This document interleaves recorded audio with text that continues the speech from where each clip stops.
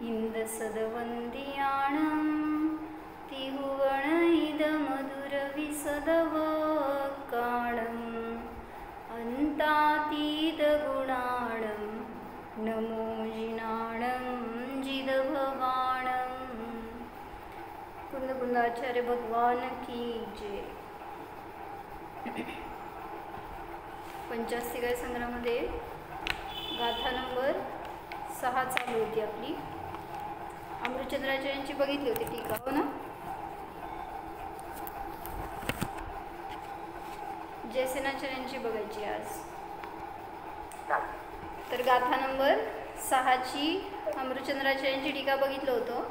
जयसेनाचार्यांची टीका घ्यायची आज। काय सांगायला लागलं त्याच्यामध्ये? मागच्या गाथेमध्ये काय सांगून आले?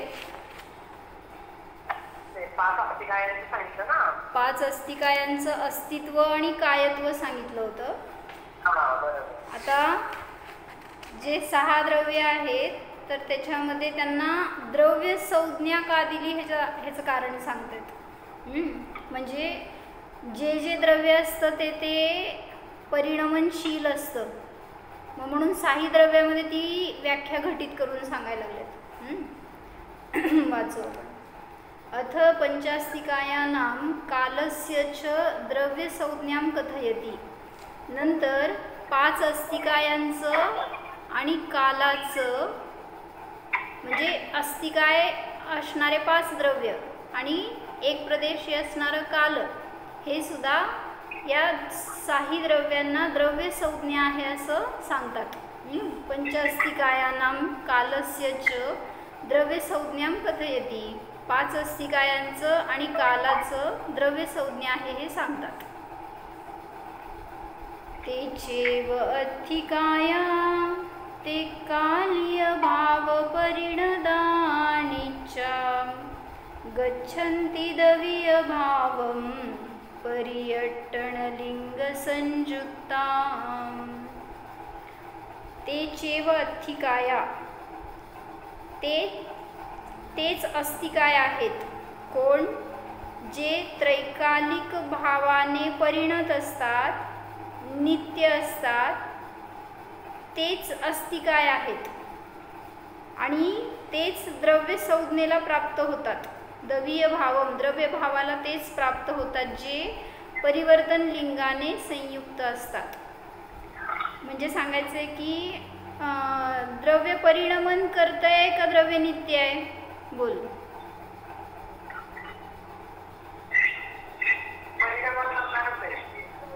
परिणमन करतंय का नित्य आहे?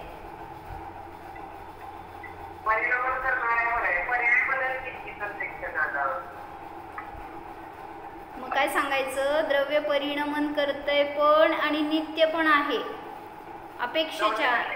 अपेक्षेने।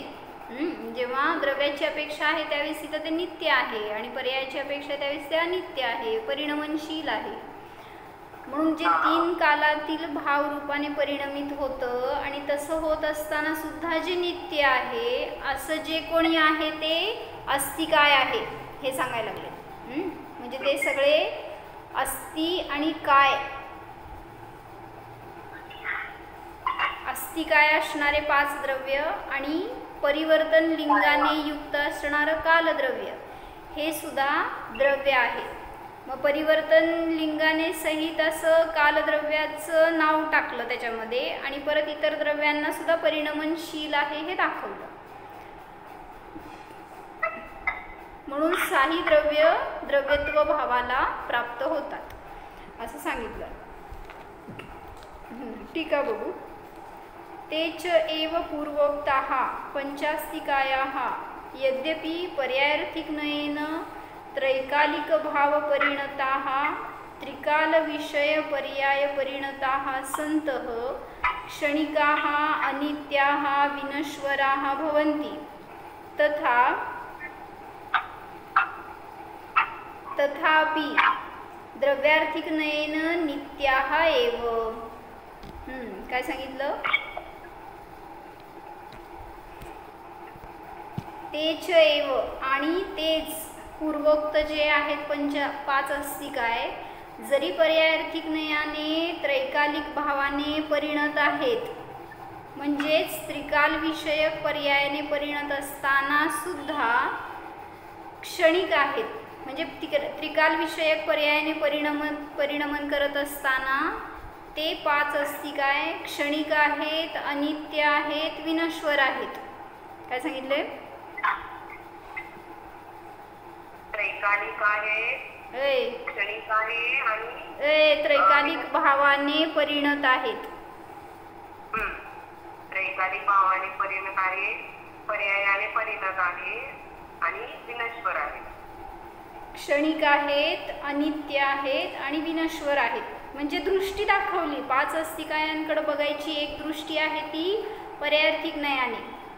तेव्हा द्रव्य कसं दिसतं? अनित्य दिसतं. आता दुसरी दृष्टी सांगतायत द्रव्यार्थिक नयाने. तथापि द्रव्यार्थिक नयेन नित्याः एव. जरी पर्यायार्थिक नयाने अनित्य आहेत, विनश्वर आहेत 5 द्रव्य, तरी सुद्धा द्रव्यार्थिक नयाने ते नित्य आहेत. एवं द्रव्यार्थिक पर्यायार्थिक नयाभ्याम नित्य अनित्यात्मकाः सन्तः. अशा रीतीने द्रव्यार्थिक पर्यायार्थिक नयाच्या द्वारे नित्य अनित्यात्मक असताना कोण? द्रव्य. 5 द्रव्य जे 5 अस्तिकायांचं सांगतायत ना, तर ते आता फक्त 5 द्रव्यांचं वर्णन सांगायला लागले. मग हे दोन्ही नयांच्या द्वारे ते द्रव्य नित्य अनित्यात्मक असताना द्रव्य भावं गच्छन्ति, द्रव्य संज्ञां लभन्ते. द्रव्य भावाला प्राप्त करतात किंवा द्रव्य संज्ञेला प्राप्त होतात. म्हणजे परिणमन करत असताना सुद्धा नित्य आहेत किंवा नित्य राहून परिणमन करतात, त्यामुळे त्यांना द्रव्य संज्ञा आहे. पुनः अपि कथं भूतः क्षणिक आहे, अनित्य आहे आणि द्रव्यार्थिक नयाने नित्य आहे म्हणून सांगितलं. बरोबर. तर असं असताना त्यांना द्रव्य अशी संज्ञा प्राप्त होते. मग ह्याच्यातून सांगायचंय काय? जे अन्यमतवादी आहेत ना, त्यांनी द्रव्याला एकतर सर्वथा नित्य मानलं, नाहीतर सर्वथा अनित्य मानलं. मग त्यांचं सुद्धा ह्याच्यातून खंडन होत आहे. कसं? कारण त्यांनी एक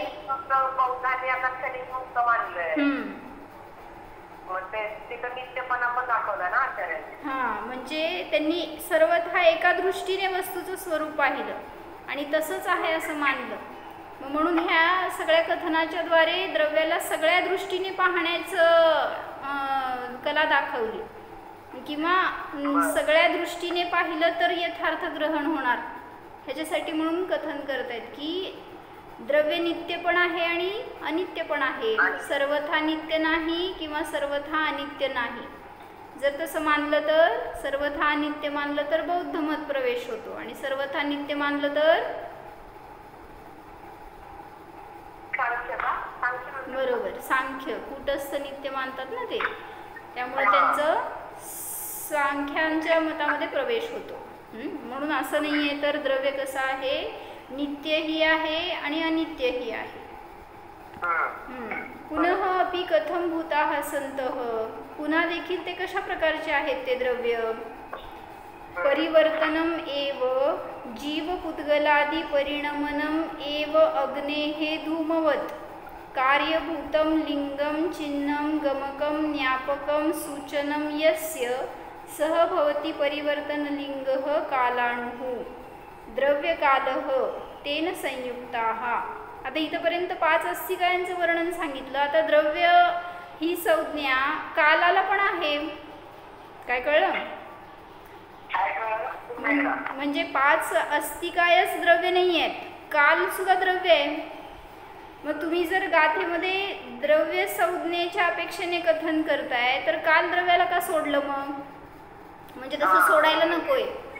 म्हणून त्यांनी पुन्हा वाक्य घातलं की 5 अस्तिकाय तर द्रव्य आहेतच, काल सुद्धा द्रव्य आहे. म्हणून काय सांगायला लागले? वाच हिंदीतलं. जीवादी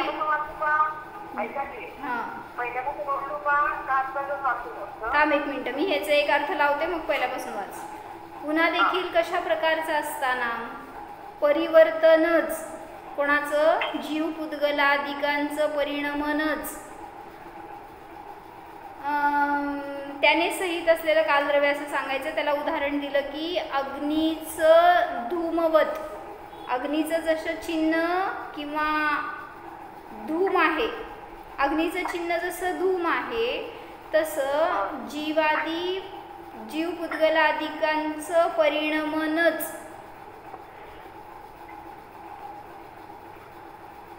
ज्याचं चिन्ह आहे असं ते कोण?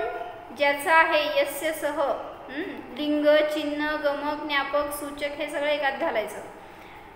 ज्याचं चिन्ह आहे, जीव पुद्गलादिकांचं परिणमनच ज्याचं चिन्ह आहे असं ते परिवर्तन लिंगवालं कालाणू, त्याला द्रव्य काल म्हटलं. त्याने संयुक्त म्हणजे मागच्या वाक्यामध्ये घालायचं हे की द्रव्य संज्ञा कोणाकोणाला प्राप्त होते?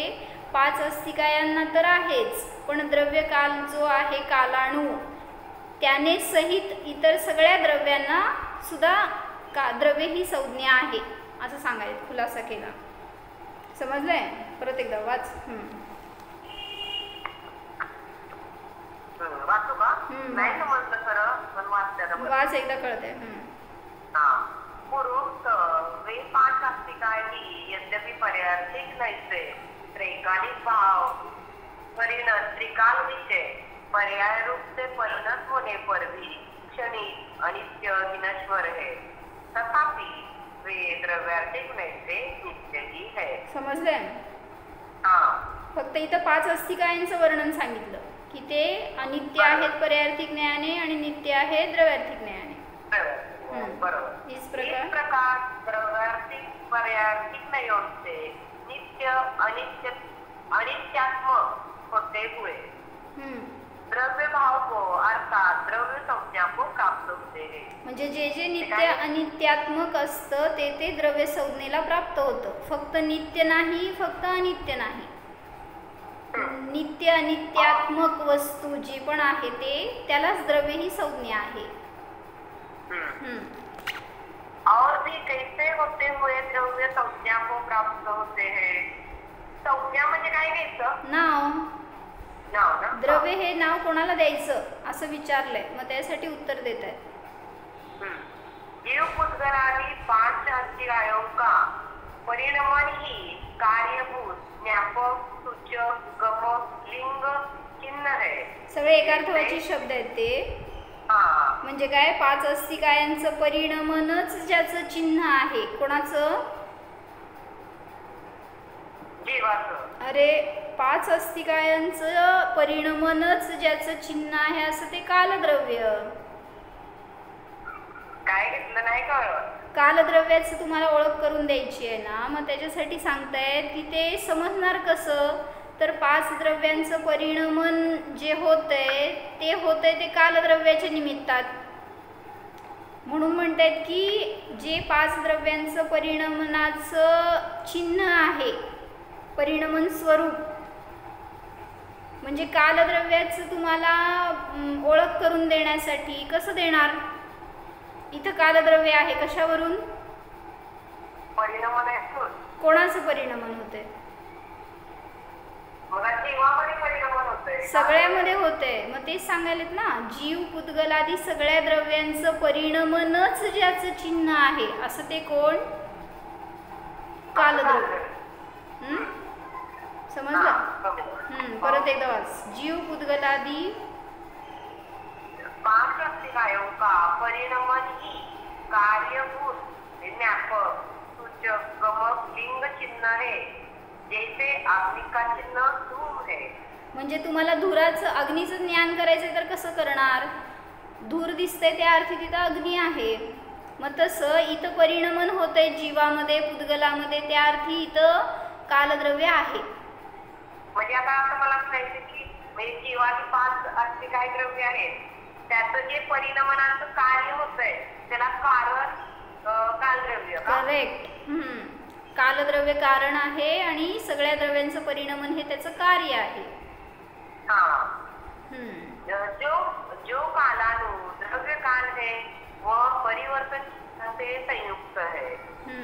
वही सभी द्रव्यों के परिणमन में निमित्त है।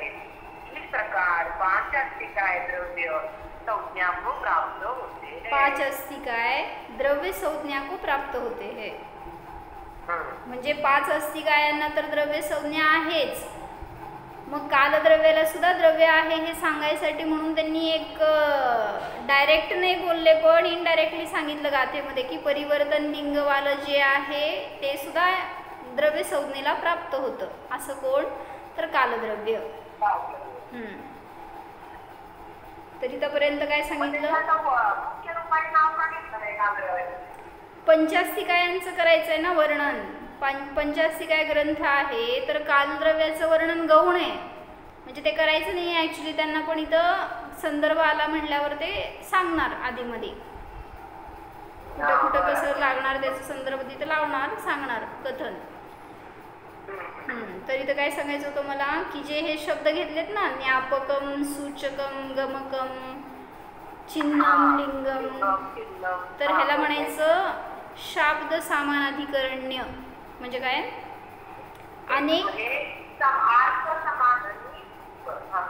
अनेक शब्दांच्या द्वारे प्रतिपाद्य विषय जिथं एक असतो, जसं म्हटलं की घट, कलश, कुंभ, हे सगळे शब्द जरी भिन्न भिन्न आहेत तरी ते एका वस्तूला दाखवणारे आहेत.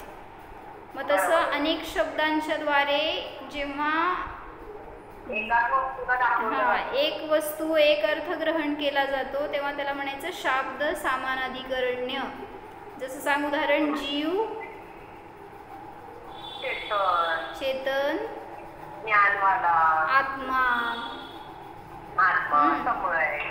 उपयोगवाला, हे सगळे जीवाचे वेगवेगळे नाव आहेत. मग या अनेक शब्दांच्या द्वारे ज्यांचं समान अधिकरण असतं, जे समान आधार असतो, त्यावेळेस त्याला म्हटलं जातं शाब्द सामानाधिकरण्य. तर तिथं गुण घ्यायचे, अनेक गुण किंवा अनेक अंशाच्या द्वारे जेव्हा एक अंशीचं कथन केलं जाणार, त्याचा आधारभूत द्रव्य एक असतं, अशा अनेक गुणांच्या द्वारे जेव्हा ते एक अर्थ दाखवलं जाणार तेव्हा त्याला म्हणायचं अर्थ सामानाधिकरण्य. जसं स्पर्श, रस, गंध, वर्ण, ह्या अनेक गुणांचा आधारभूत द्रव्य पुद्गल एक आहे, मग त्यावेळेस तिथं ते अर्थ सामानाधिकरण्य म्हटलं गेलं. इथं शाब्द सामानाधिकरण्य म्हणजे अनेक शब्दांच्या द्वारे जेव्हा प्रतिपाद्य विषय एक असतो किंवा त्याचा आधार एक असतो, त्यावेळेस तिथं ते शाब्द सामानाधिकरण्य होतं. म्हणून हे सगळे एकच समानार्थी शब्द आहेत एवढं सांगायचं आहे. गमक म्हण, ज्ञापक म्हण, सूचक, लिंग, चिन्ह, हे सगळे एकार्थवाची शब्द आहेत. म्हणून काय सांगितलं थोडक्यात इथं की परिवर्तनच, जीव, पुद्गल आदी 5 द्रव्यांचं परिवर्तनच ज्याचं कार्यभूत लिंग आहे असं ते कालाणुसुद्धा द्रव्य आहे. त्याने संयुक्त ते सगळे द्रव्य संज्ञेला प्राप्त होतात. कोण कोण? 5 अस्तिकाय आणि काल. इथपर्यंत सांगितलं. इथपर्यंत ॲक्च्युली ह्या पॅराग्राफमध्ये कालद्रव्याला गौण करून सांगितलंय. आता पुढच्या पॅराग्राफमध्ये कालाचा प्रश्न विचारून सांगतात आचार्य. जयसेनाचार्यांनी प्रश्न मुद्दाम उठवून सांगितलंय. ननु कालद्रव्य संयुक्ताः इति वक्तव्यं परिवर्तनलिंग संयुक्ताः इति अव्यक्तवचनं किमर्थम् इति न एवं. काय सांगितलं? ननु म्हणून शंकाकारांनी शंका विचारली आहे की जे गाथेमध्ये शब्द घेतले ना, परिवर्तन लिंगाने संयुक्त, तर हे शब्द वापरण्याच्या ऐवजी कालद्रव्याने संयुक्त असं शब्द वापरायला पाहिजे होता.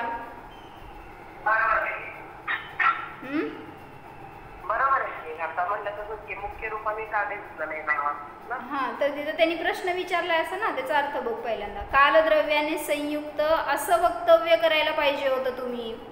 परिवर्तन लिंगाने संयुक्त असं अव्यक्त वचन कशासाठी केला? न एवं असं नाही. पंचास्तिकाय प्रकरणे कालस्य मुख्यता नास्ति इति पदार्थानां नवजीर्ण परिणति रूपेण कार्यलिंगेन ज्ञायते यतः कारणात तेन एव कारणेन परिवर्तनलिंग इति उक्तः परिवर्तनलिंगः इति उक्तम. काय कळलं? पंचास्तिकायाच्या प्रकरणामध्ये कालाची मुख्यता नाही. 5 अस्तिकाय आहेत त्यांचं वर्णन केलं, त्याच्यामध्ये कालद्रव्याचं मुख्यता नाही आहे. अशा रीतीने पदार्थांचं नवजीर्ण परिणती रूपाने जे काय नवीन जुनं ही परिणती चालू आहे सगळ्या द्रव्यांमध्ये, त्या रूपाने कार्यलिंगाने जे जाणलं जातं, ज्या कारणाने त्या कारणानेच परिवर्तन लिंग असं सांगितलं गेलेलं आहे. काय कळलं?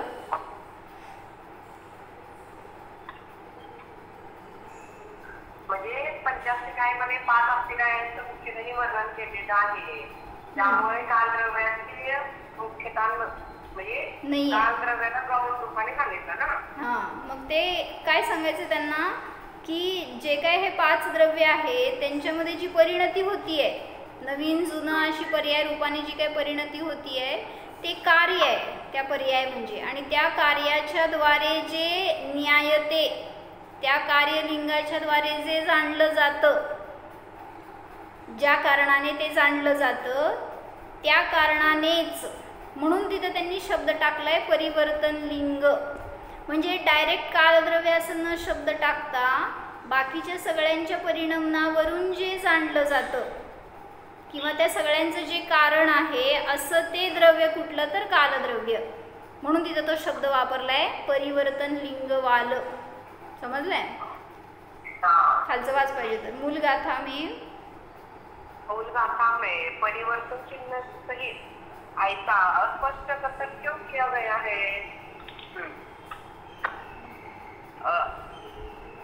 वाच की. ऐसा स्पष्ट कथन करना था, ऐसा नहीं है. पंचास्तिकाय के कालद्रव्य सहित घ्यायचं, वाचायचं की ते काल ऐसा अस्पष्ट कथन क्यों किया, परिवर्तन लिंगाने संयुक्त असं अस्पष्ट कथन का केलं, कालद्रव्याने सहित असं स्पष्ट कथन का नाही केलं? बरोबर. ऐसा नहीं है. कालद्रव्य सहित ऐसा स्पष्ट कथन करना था, ऐसा नहीं है. पंचास्तिकाय के प्रकरण में काल की मुख्यता नहीं है. पदार्थों का नई पुरानी परिणति रूप कार्य किसी चिन्ह से ही जाना जाता है. जिस कारण से जाना जाता है उसी कारण से ही परिवर्तन चिन्ह सहित कथन किया जाता है. जिस कारण से जाना जाता है उसी कारण से ही, म्हणजे ज्या कारणाने जाणलं जातं ते कारण कुठलं आहे? कालद्रव्य. म्हणून त्यांनी परिवर्तन लिंग वाल जे आहे ते कालद्रव्य असं इनडायरेक्ट कथन केलंय, डायरेक्ट केलं नाही, कारण त्याची तिथं मुख्यता नाही. पुढं अत्र षड्द्रव्येषु मध्ये दृष्ट श्रुत अनुभूत आहार भय मैथुन परिग्रह आदि संज्ञादी समस्त परद्रव्य. थांबे, संस्कृत वाचायला मी. अत्र षड्द्रव्येषु मध्ये दृष्ट श्रुत अनुभूत आहार भय मैथुन परिग्रह आदि संज्ञा आदि समस्त परद्रव्य आलंबन उत्पन्न संकल्प विकल्प शून्य शुद्ध जीवास्तिकाय श्रद्धान ज्ञान अनुष्ठान रूप अभेद रत्नत्रय लक्षण निर्विकल्प समाधी संजात वितराग सहज अपूर्व परमानंद रूपेण स्वसंवेदन ज्ञानेन गम्यं प्राप्यं भरितावस्थं शुद्ध निश्चयनेन स्वकीय देह अंतर्गतं जीवद्रव्यम एव उपादेयम इति भावार्थः. काय सांगितलं? अत्र म्हणजे येथे 6 द्रव्यांमध्ये, आता अध्यात्म सांगतात ना, जयसेनाचार्य काय करायला लागले, सगळं कथन करून झालं, गाथेचं काय सांगायचं तो भाव सांगितला.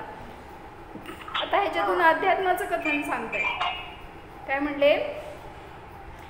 येथे 6 द्रव्यामध्ये दृष्ट श्रुत अनुभूत आहार भय मैथुन परिग्रह आदी संज्ञा. संज्ञा म्हणजे हे संज्ञा वेगळ्या आहेत बरं का, आणि इथं संज्ञा म्हणजे नाव घ्यायचंय गाथेमध्ये. या 4 संज्ञा समस्त परद्रव्य आलंबनाने उत्पन्न, संकल्प विकल्पाने शून्य असा तो शुद्ध जीवास्तिक आहे. कसा आहे ह्याच्यासाठी पहिल्यांदा काय म्हणायचं, तुम्हाला परिचिताकडून अपरिचिताकडे नेलं. कसे आहेत तुमचे परिणाम, तर विभावाने सहित आहेत, संकल्प विकल्पाने सहित आहेत, पण त्याने रहित असा तो शुद्ध जीवास्तिक आहे. त्याच्या श्रद्धान ज्ञान अनुष्ठान रूप अभेद रत्नत्रय लक्षणवाल्या निर्विकल्प समाधीने उत्पन्न वितराग सहज अपूर्व परमानंद रूपाने स्वसंवेदन ज्ञानाने जे गम्य आहे, प्राप्य आहे, असं ते भरितावस्थ शुद्ध निश्चयाने स्वतःच्या देहाच्या अंतर्गत असणारा तो जीवद्रव्यच माझ्यासाठी उपादेय आहे असा भावार्थ आहे. म्हणजे तुम्हाला 6 द्रव्यांना द्रव्य संज्ञा आहे हे समजून काय फायदा आहे सांगायला लागले. काय फायदा,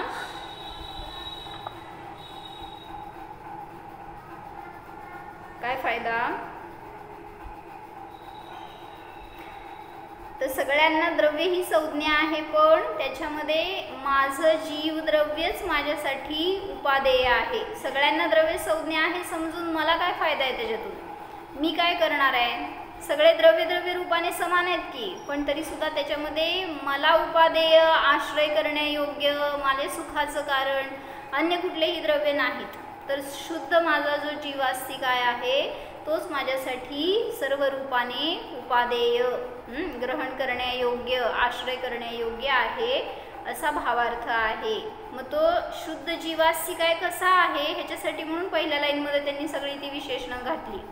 कसा आहे की 4 संज्ञाने रहित आहे, परत संकल्प विकल्पाने रहित आहे आणि श्रद्धा ज्ञान अनुष्ठान रूप अभेद रत्नत्रय लक्षणवाला आहे. निर्विकल्प समाधीने उत्पन्न होणाऱ्या वितराग सहज अपूर्व परमानंद रूप स्वसंवेदन ज्ञानाने गम्य आहे. अशी सगळी त्याची विशेषणं आहेत. काय कळलं, पहिल्यांदा निगेटिव्ह विशेषणं सांगितली आणि नंतर पॉझिटिव्ह विशेषणं सांगितली शुद्ध जीवास्तिकायाची. काय समजलं सांग.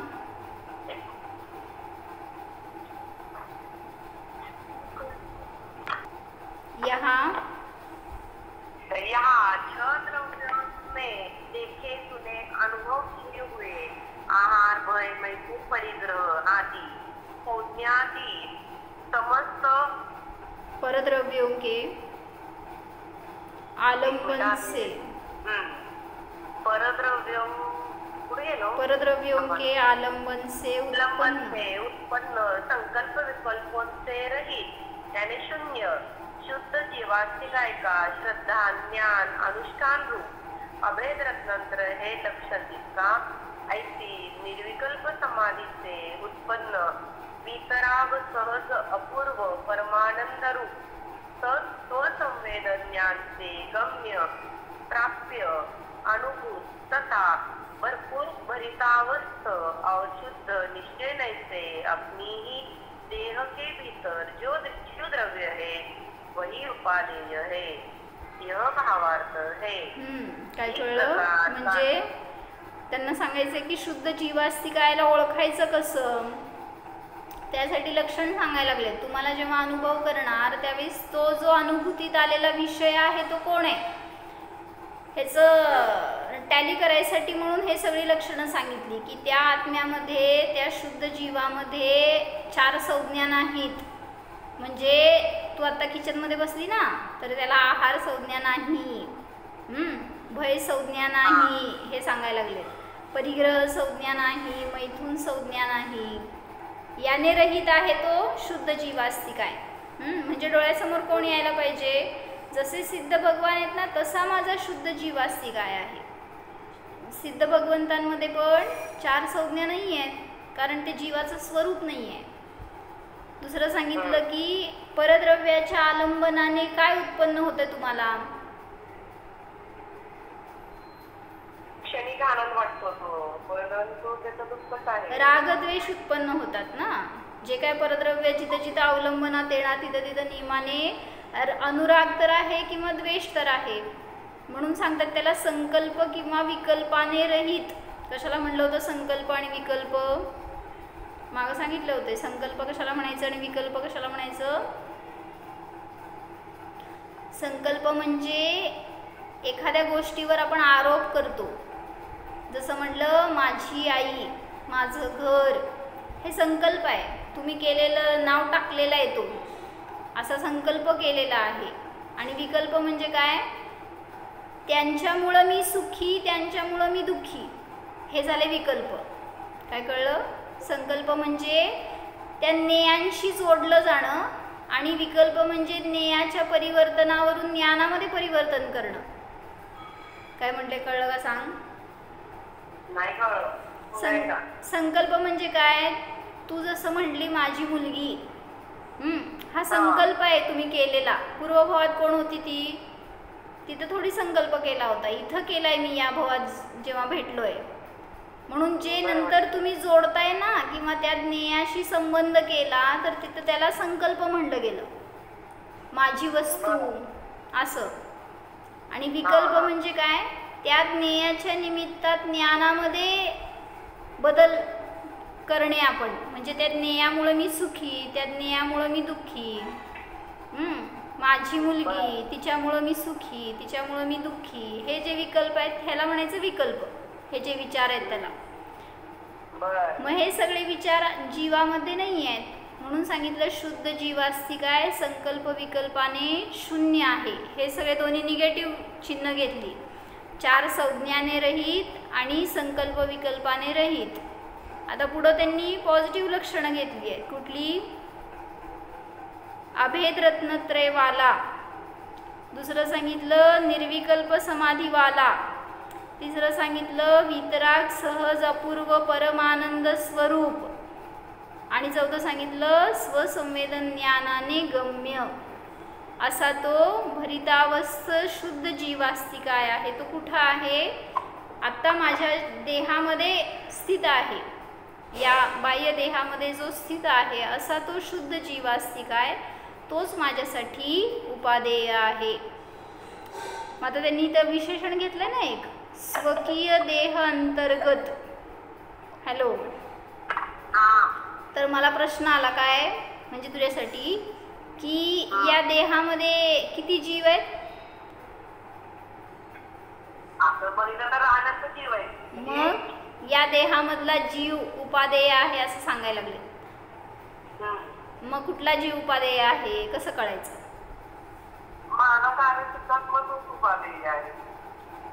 कसं कळायचं? पण त्यांनी हे विशेषण दिलं ना, स्वकीय देह अंतर्गत जीवद्रव्यम एव उपादेयम. मग याच शरीरामध्ये तेवढे सगळे अनंत जीव आहेत. मग ते माझ्यासाठी उपादेय असा का अर्थ नाही निघणार त्यातून?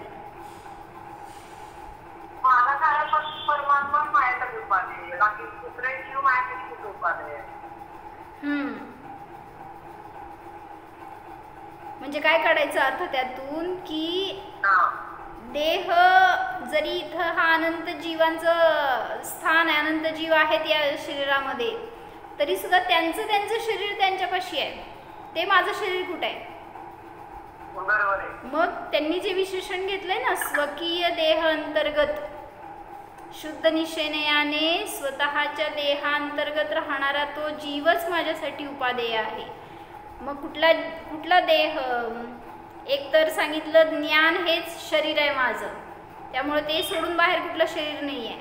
आणि जरी म्हणलं अनुपचरित असद्भूत व्यवहारण्याने या शरीरामध्ये हे माझं शरीर आणि यामध्ये स्थित असणारा जीव तो माझ्यासाठी उपादेय आहे, तर त्यावेळेस तिथं शरीर, या शरीराचा स्वामी मी आहे, अन्य स्वामी नाही आहेत. मग जे कोणी अन्य जीव आहेत माझ्यामध्ये त्यांचं शरीर भिन्न आहे, त्यामुळे ते त्या शरीराचे स्वामी आहेत, या शरीराचे नाहीत. म्हणून म्हटलं हो की. पण आता त्यांनी म्हटलं ना या देहामध्ये स्थित असणारा जीव, मग या देहात अनेक जीव स्थित आहेत. म्हणून असा अर्थ कोणी काढू नये की त्या सगळ्या जीवांवर माझा अधिकार, बाकी अन्य जीवांवर नाही, किंवा ते सगळे माझ्यासाठी उपादेय असा अर्थ निघत नाही ह्याच्यातून. तर जो या देहामध्ये स्थित असणारा माझा आत्मा आहे तोच माझ्यासाठी उपादेय आहे. अन्य जरी जीव संयोगात आहेत पण ते या शरीराचे स्वामी नाहीत, त्यांचं हे शरीर नाही. मग हे शरीर ज्याचं आहे किंवा जो या शरीराच्या अंतर्गत राहणारा आहे तोच जीवद्रव्य म्हणजे मी, असा तो शुद्ध आत्मा, शुद्ध जीवास्तिक आहे, तोच माझ्यासाठी उपादेय आहे, असा भावार्थ आहे. इति कालसहित पंचास्तिकायानां द्रव्य संज्ञा कथन रूपेण गाथा गता. अशा रीतीने कालसहित 5 अस्तिकायांचं द्रव्य संज्ञा कथन रूपाने ही गाथा सांगितली. म्हणजे 6 द्रव्यांना द्रव्य अशी संज्ञा आहे. 5 अस्तिकाय आणि काल ह्या सगळ्यांना सुद्धा द्रव्य संज्ञा आहे हे कथन करण्यासाठी. म्हणून अजून रूपरेषा सांगतायत, सुरू करायला लागलेत ग्रंथपड, एक अजून तुम्हाला फक्त बेसिक सांगायला लागलेत, अजून त्या विषयामध्ये हात घालायचा आहे तुम्हाला. आता इथून पुढे जे सुरू होणार ना कथन, तर ते द्रव्याच्या लक्षणावरून सांगणार. म्हणजे जवळपास अजून ही एक गाथा आहे, इथंपर्यंत प्रस्तावनाच झाली. आता ह्याच्या पुढं खरं प्रकरण सुरू होणार, द्रव्याचं लक्षण सांगणार आणि मग तिथं 5 अस्तिकायांना सांगण्यासाठी म्हणून सुरुवात करणार. तर त्यासाठी आपण ते कथन काय घेणार आहेत ते पुढं पाहू. हे समजून काय फायदा आपल्याला?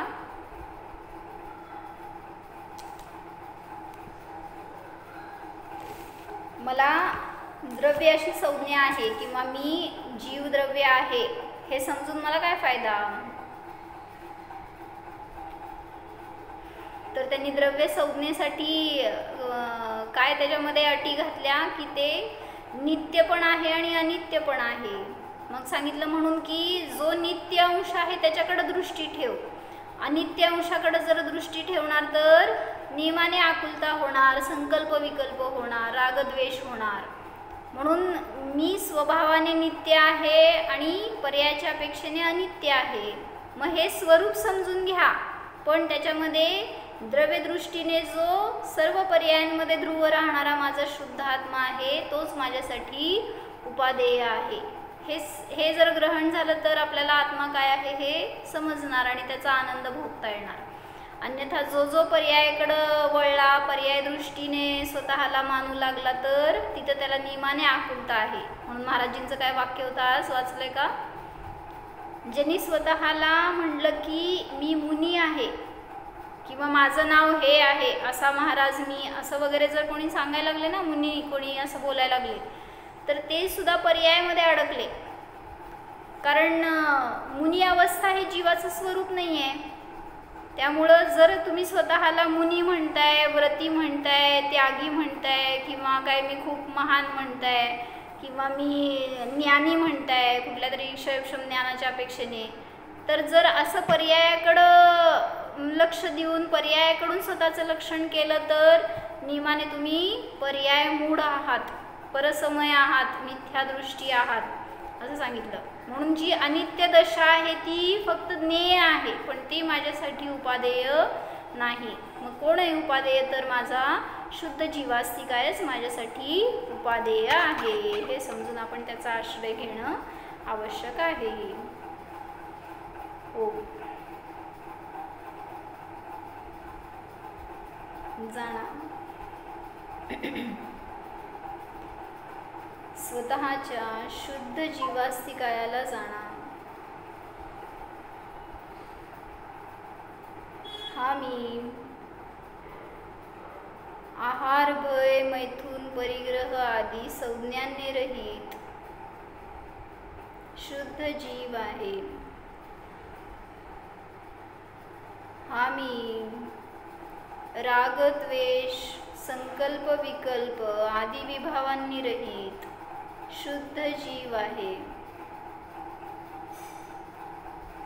हा मी अभेद रत्नत्रय स्वरूप आहे.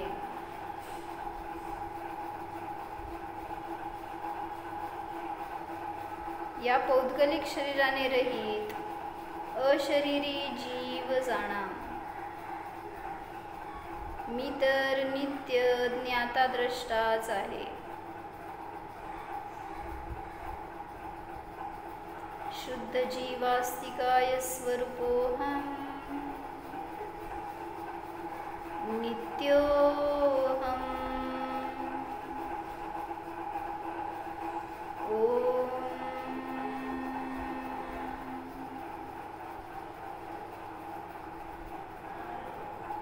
विसर